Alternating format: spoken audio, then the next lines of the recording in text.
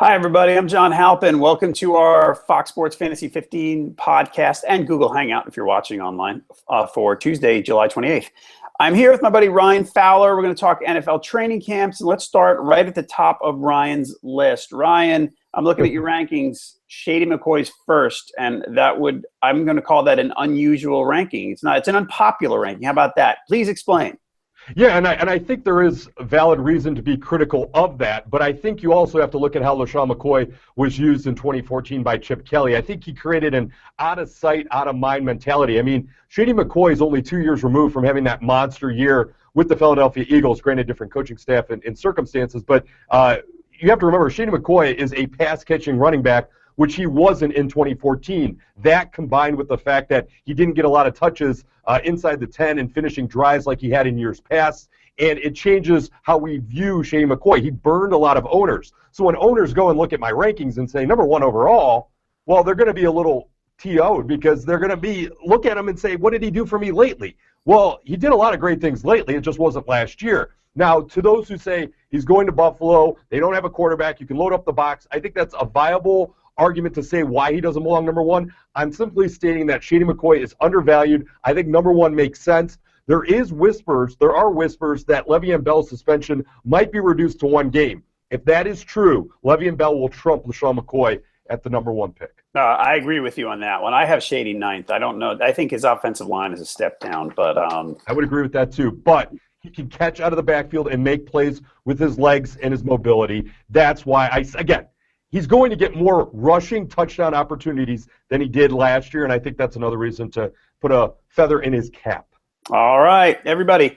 If you're listening to this on the podcast, please subscribe to the Fantasy 15 on both iTunes and SoundCloud. Also, if you want to tweet us anything, baseball, football, whatever it might be, draft questions, things like that, Ryan is at Fox Sports Fowler. I'm at JHalpin37. All right, we're going to talk today. I like doing this with you about differences of opinion. Looking at the rankings and going, well, I have that guy 15 spots ahead of him. Why? And so we're going to talk about him, and I might yell at you a little, and you might yell at me a little, and that's fine. Let's go to quarterback first. You have Drew Brees third. I have him 10th. I saw a decline last year. And we all see no Jimmy Graham and, sort of a little bit of a change up, no Kenny Stills in their receiving core. Why do you still have so much confidence in Drew Brees? Well, I don't think the offense has changed too much. I will grant you that Mark Ingram got more rushing attempts than we've seen out of a Saints rush offense over the last decade, and maybe there was a little bit of a change of the guard there. But I still think that offense and its mentality is pass first. I think when Jimmy Graham gets removed, and Jimmy Graham played through some injury last year, so he wasn't the same Jimmy Graham we had seen the previous 2 years, and you replace him with Josh Hill. You have Josh Hill, you have Brandon Cooks, a speedster that you can throw it out into the flat, bubble screen him and go, and then you have Marquez Colston, the constant there. I think Drew Brees, again, from a competitive standpoint, and again, you look at his fantasy point totals last year, still in the conversation. The 17 interceptions, they're a concern, but I think a lot of those 17 interceptions was the Saints' defense is so bad, you're rallying back in the second half, so it's not all on Drew Brees. He kind of put in a bad position. But all that considered, Colston, Cooks, Josh Hill, about the same size as Jimmy Graham, maybe a few inches shorter in the red zone. I still think that there's options for Drew Brees to make this offense go. Maybe you finish a drive with Mark Ingram. We know that Jed Collins in the years past has burned Drew Brees owners. That won't change. But I think when you look at it, Drew Brees is still going to pass plenty to warrant the top three status. All right. I don't agree, but that's okay. I think it's funny, though. I will say your Mark Ingram ranking reflects the same line of thinking. You have Ingram at 23rd. The rest of us have him higher, probably. I think I have a lot of miles on Mark Ingram too, and he was hurt a lot last year. Yeah, he was hurt a lot last year, but I seem to think they're going to run a little more. That they're going to change their identity a little bit. Looking at both those rankings for you, it looks like you don't think the same thing, which is fine. Next up, running back Gio Bernard. I always say I like to listen to the beat writers. Because they know what's going on. They're close to the team. Now, you're not a beat writer, but you're in Cincinnati, so you're a little closer, at least geographically, to Gio Bernard than I am. You have Gio at 20th on the running back list. You don't see the Jeremy Hill onslaught coming on as strong as I do you? I like Jeremy Hill a lot. I mean, it's one of those things where there is going to be balance in that Bengals backfield, and I think that when you look at Andy Dalton was booed at a softball game in his backyard here in Cincinnati during All-Star Weekend. he needs some confidence. And what better confidence than, again, him and A.J. Green, they do great things across the 16-game plateau. Maybe they miss a week here or a week there. But more times than not, A.J. Green and Andy Dalton are on the same page. But from a confidence booster, I think Dalton throwing it out to Gio Bernard and letting him do the work with his legs will also help with his development in 2015. And we talk about development. Andy Dalton's been around a while, but he still isn't that guy that can, on a consistent basis, give you what you really need or what they expect here in Cincinnati as far as consistent production. We saw that Thursday night game against the Browns last year. It was like, who's this, Andy Dalton? The lights were on, uh-oh. But Gio Bernard, I still think, can do a lot of great things in tandem with Jeremy Hill. Jeremy Hill, about 225 carries last year. They can still balance that out. And Gio Bernard, from a pass-catching running back situation, among the best in the league at a very young age. I mean, he's kind of already proven himself. I think the touchdown distribution was 9 for Jeremy Hill and 7 for Gio Bernard last year. So I still think that there's value in Gio Bernard. Maybe 20 is a little too high, but he's still going to fall around 24, 25 in our next iteration if I move him down any. All right. Next up, wide receiver. We'll go to Sammy Watkins first. Back to Buffalo. I have Watkins 18th. You have him 28th. The more I look at it, I think you're right and I'm wrong. With the quarterback issues there, Rex Ryan likes to run it. Look, Watkins is really good. This is not me getting on Sammy Watkins' case. This is about me getting on his offense's case. I think 18. I would maybe settle somewhere in the middle of those two, but you don't seem to be very high. Is it basically the same thing, the quarterback issue in Buffalo? It seems likely that it is. Yeah, I mean, the short answer is yes, and it does also hurt my opinion of LeSean McCoy because of that factor. But, I mean, Sammy Watkins, he put up some good numbers last year with E.J. Manuel, not great numbers. He also played through injury. So let's assume he's 100% for 16 games. I think Sammy Watkins can do some work. I just don't know if he can be a trusted wide receiver, too, because of the quarterback tandem, whether it's Castle, whether it's Manuel, whether it's unknown quarterback that gets thrown into the mix. Plus, as you mentioned, Rex Ryan does like to run the rock. So, again, you look at LeSean McCoy, you look at Fred Jackson, whatever's left in the tank there. I really think that Sammy Watkins, he was put in a position at first to make the Bills better. But because the development of E.J. Manuel hasn't happened in the short term, Sammy Watkins is kind of on an island, unlike Mike Evans and Kelvin Benjamin, who have some options to really do some damage in 2015. All right, next up at wide receiver. I'm going to yell at you about this one. DeAndre Hopkins at 35. And I know we talk about how we tweak the rankings along the way. But DeAndre Hopkins what was he last year? He was 13th. Hold on one second. I should have had this prepared. I'm a little unprepared today, Ryan. My apologies. But I do have it on a piece of paper right here. He was 15th last year in our PPR scoring. No Andre Johnson to compete with for the ball anymore. I know he doesn't have whatever mishmash of quarterbacks, produces a winner. It's going to be Hoyer or Mallett or something like that. I still think DeAndre Hopkins is in for a big year as sort of the last man standing in the Texans passing game. You don't seem to agree. Well, I mean, it's going to come down to Hoyer and Mallett being a average quarterback for DeAndre Hopkins to remain 15th in PPR. I mean, 15th.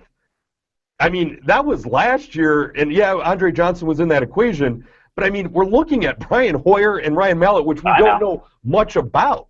I mean, you're going to put stake in a wide receiver 2 with Arian Foster in the backfield and knowing that safety net exists and saying DeAndre Hopkins is going to remain a top 15 PPR wide receiver. That's a lot. I mean, even if you put – I think it's more of a warning signal to say, hey, just because DeAndre Hopkins did this in 2014, remember that right now Brian Hoyer and Ryan Mallett are going to be his quarterback throwing to him. You might want to think twice before saying he's going to do what he did last year, and it's going to be better because Andre Johnson isn't there. Top 15 with those two quarterbacks, with Arian Foster and the consistent workload that he can do and bail out of Hoyer and Mallett, it's asking a lot of DeAndre Hopkins to do everything he can to make those quarterbacks look good. All right. I disagree. So in our drafts, I will own DeAndre Hopkins, and there you go. Enough. That's it. Last one, tight end Kyle Rudolph. You have him 6th. I mean, I like him. I just think I'm looking at Minnesota, and we've talked about how they're the trendiest, buzziest team around this offseason. Everybody loves the Vikings. And I like Teddy Bridgewater. But, okay, we've got Adrian Peterson back. Yep. We've got Rudolph. We've got Charles Johnson. And we've got Mike Wallace, who they got from the Dolphins. There are not a lot of footballs to go around. And maybe Rudolph's a good red zone guy. And, Norv Turner's had some success with, tight ends in the past. But I just wonder if Rudolph's going to catch enough balls to be a top 10 tight end. Here's the question that I would pose to people that don't think Kyle Rudolph deserves to be a top 10, maybe not 6, but a top 10 tight end.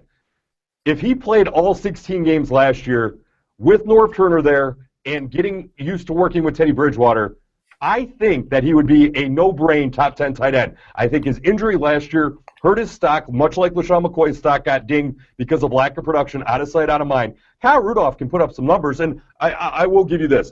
Adrian Peterson's return, Mike Wallace added to the equation. Charles Johnson is who he is, and maybe he was a byproduct of Teddy Bridgewater just kind of learning the ropes and trying to make friends. I don't know. I mean, Charles Johnson wasn't a household name, still isn't, did put up some decent fantasy numbers down the stretch, but again, a best friend of a young quarterback is the tight end position. Kyle Rudolph has proved in the past that he can be that red zone threat. And I think, again, as you mentioned, Norv Turner has done some good work with Jordan Cameron and then Antonio Gates before that. And again, Mike Wallace, sometimes he underperforms. Charles Johnson, maybe he can't continue it into the second year. Adrian Peterson is the constant there. So I think, again, Kyle Rudolph, we didn't see much of him last year, but if we would have saw him for 16 games last year and got to work with Teddy Bridgewater, I think we'd be singing a different tune right now. Yeah, I got to tell you, I am so out on Adrian Peterson, by the way. Not that You're done? I'm done. I'm not done. Like, I can't say I think he's going to be terrible or anything like that. That's not it. I see people ranking him first overall. I'm going, he missed a year. Yeah, you don't believe in the 2,500 yards? I don't know what I'm going to get out of him, and I think he'll be good, but am I willing to stake a top 3 pick on that guy? Heck no. No way. And here's the funny thing. I went back and looked at his numbers. I mean, he averaged 13 rushing touchdowns per year over the previous 7 if you take out 2014. So 13 rushing touchdowns, 1,500 yards. It's pretty good production. DeMarco Murray last year was kind of through the roof. But, I mean, he still should belong in the top 5, I think. Yeah, again, he's good. I just think there's some risk there. And in a top, let's say, 3, 4, whatever, I'm not willing to assume that risk. I get it. And risk is going to be a big buzzword this year because, again, with your strategy in your top 200 rankings, you are wide receiver, a proponent of drafting the receiver in the first round, probably for that reason because there is so much risk in a lot of the running backs in that first round. Yep, absolutely. I'm taking first overall.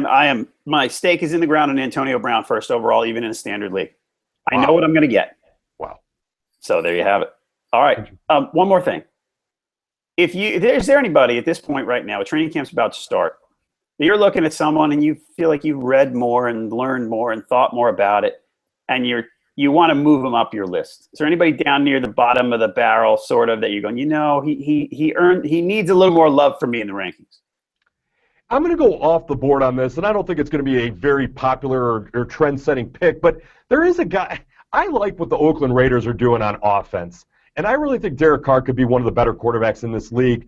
And again, everything could go to hell in Oakland really quick. Their defense is really bad, but they will be playing from behind in the second half most likely. Michael Rivera at a tight end position could really break out this year. They have Amari Cooper. They went receiver in the draft.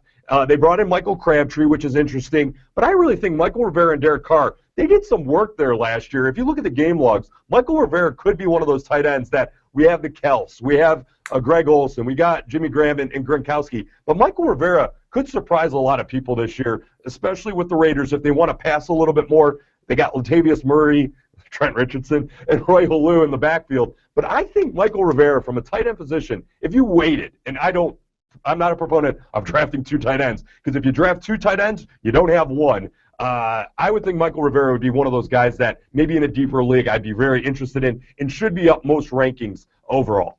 I like Michael Rivera too. He's one of those guys, though, I think you're not going to need to – there's no draft capital you're going to need to invest in him, so that's good. I would agree. All right, I'm going to read you a quote.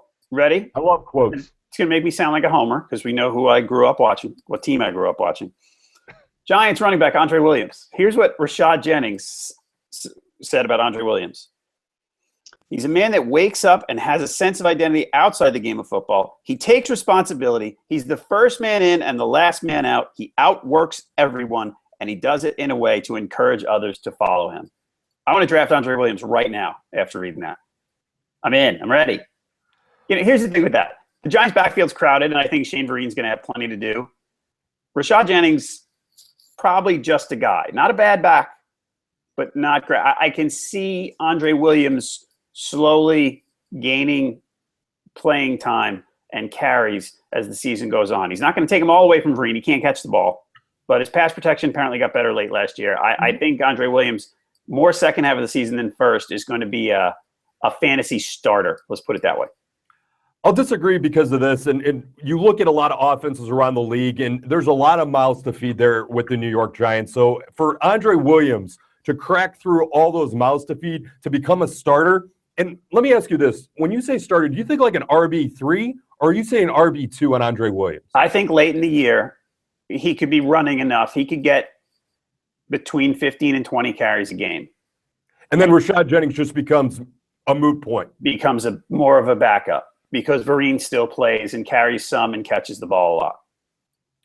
Interesting. I think it could evolve that way. I don't think it's that way right off the bat, but I think it could. I think I can see a reasonable path for it to evolve that way.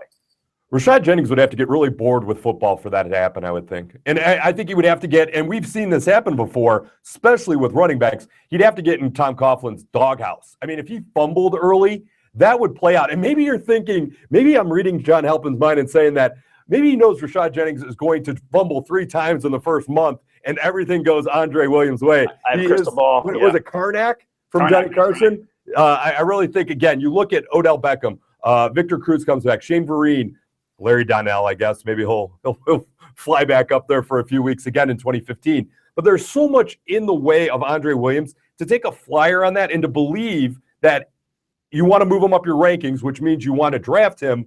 And maybe it's an insurance policy on if you have Rashad Jennings. But if it's just in that bubble, you're going to hold on to Andre Williams for late in the season, it is going to hold up a roster spot. I'm guessing you probably get Andre Williams in the 11th round, maybe 10th, somewhere around there if you took the gamble. Yep. Just got to cut through so much red tape to get to Andre Williams. That's where I'd probably back off. All right, if you say so. I think I might be. He might be one of my late round picks. The good thing, again, he's another guy. He's not going to cost you a lot, so that's good.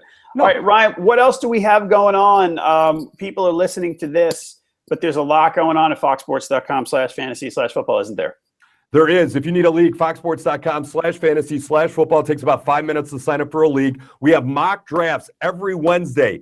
The times might wiggle a little bit, but we're going to start at 2 o'clock tomorrow, and then we're going to see if there's enough people, enough interest at that time of day. Might move it to a primetime slot. And then DJ Foster, Adam Meyer putting out the team previews by division. I apologize. I am fighting the worst cold, so my voice today is pretty much shot already, and it's only, 1:30. That's great. So team previews, Adam Meyer, DJ Foster, every Wednesday and Friday by division. We have cheat sheets on the draft guide page. So if you Google Fantasy Football Draft Guide, will be up there. You can get the cheat sheets, print them out, kind of check it off, and we will have updates to our rankings once, if not twice more, before the first week of the season. So plenty going on at foxsports.com/fantasy. Not every day. We're not updating the rankings every day. Not every day. I think people would have a little bit of information overload. Plus, I would ask you this. Outside of the Dez Bryant, Demaryius Thomas, it's been a pretty quiet NFL since the draft. Yeah, not many headlines. It is, and until camp opens, we don't know too much. And the thing is, we probably shouldn't change rankings too often unless news warrants, injuries, things like that, because your rankings, we shouldn't be dramatically changing the rankings anyway. No, I think, but I will say this, going back to our first topic as we tie a bow on this podcast, LeSean McCoy, I think my number one overall ranking it wasn't to be different or whatever. It was to draw attention to, I think he's still undervalued. And I think that's one thing that when my next rankings come out and he's not number one or this and that, it's not to hedge. A lot of people love that on Twitter. Oh, he's hedging on everything. Well, we're doing live columns. We're doing live analysis, and opinions do change. So when you're doing an opinion-based content department, which fantasy football is, opinions are going to change, and I think LeSean McCoy deserves a little bit more. Now, granted, his party that he allegedly threw this past weekend made me a little worried because I don't know how much he's paying attention to football as his priority right now, but training camp starts up. LeSean McCoy is still going to be a top 5, top 3 probably running back by the time my rankings are done. Ladies only, that party, we weren't invited. I know, I was a little bummed about that. Yeah, definitely. All right, everybody, please, again, if you listen to this podcast, Fantasy 15, please subscribe on both iTunes and SoundCloud. And if you're watching the Google Hangout, we'll be back with lots more of them as the season approaches and as the season gets rolling. Again, if you want to start a league, join a league, whatever it might be, foxsports.com/fantasy/football. It's ready to go, along with all the advice you need to beat all your friends. So get at it right now. We're going to be back with another podcast on Friday, so please come back then. For Ryan Fowler, I'm John Halpin. Thank you for listening to the Fox Fantasy 15.